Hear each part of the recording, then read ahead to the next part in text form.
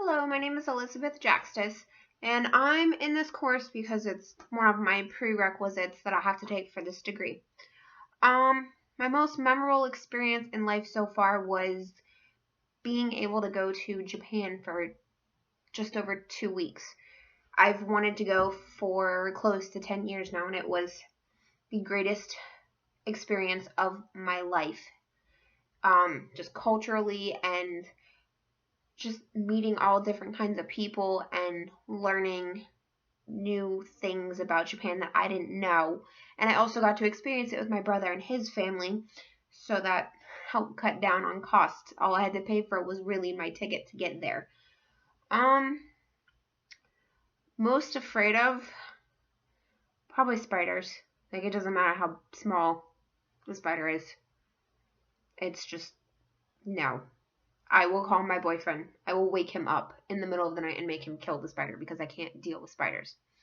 And cockroaches. That too. How often do you do something for others?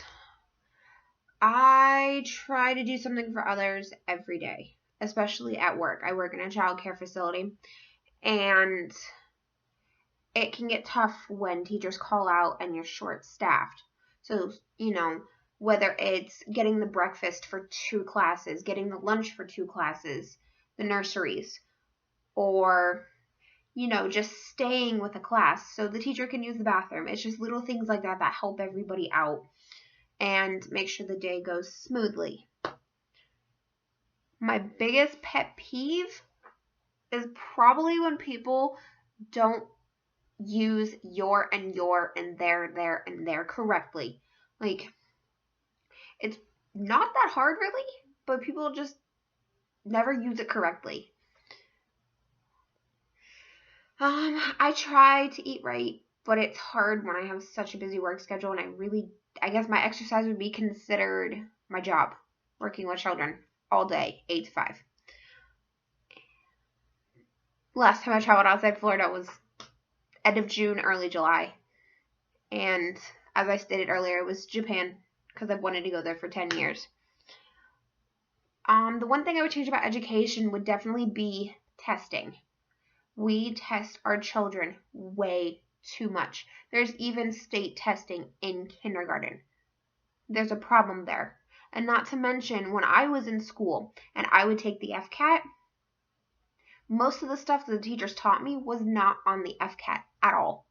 So basically, when I had to take my science FCAT, it didn't really count for graduation. So I Christmas treed the entire thing because I didn't know any of the answers because my science teacher didn't teach us anything from the FCAT. Let's see. What's the one thing you would change about society if you had all the power in the world? The bigotry and the racism, and not to mention the poverty problems, the homeless problems. It's more than one thing, really. And they kind of all go hand in hand, really. I think really the main thing is there's too much people not getting fed, not being able to get food, being homeless. And here we are in America. We're supposed to be the greatest country in the world, and our homeless people are sitting on the streets not getting the help that they need. And it's becoming more and more of a problem because more people are becoming homeless because of how high the taxes are and how high everything is. Like, the cost of living is so expensive.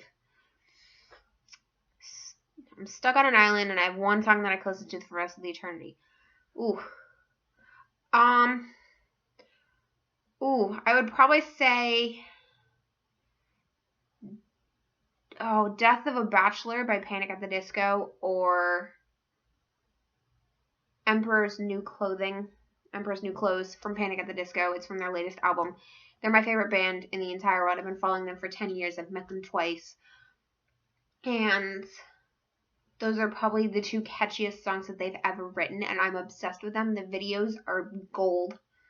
And they're opposite ends of the spectrum when it comes to being creative. Like, one is all classic and kind of Frank Sinatra style, and the other one is like, he's like a demon. And he's going from I guess, heaven to hell, and it's all this big thing where he turns into a demon. So it's really big ends of the creativity spectrum, and it's just, this band is just so creative, and I'm obsessed with them. And they just keep getting better and better as the years progress.